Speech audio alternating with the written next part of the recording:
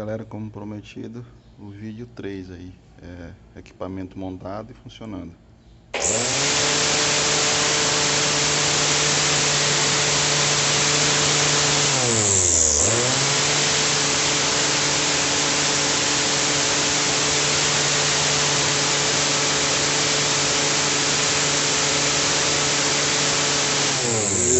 Valeu, obrigado.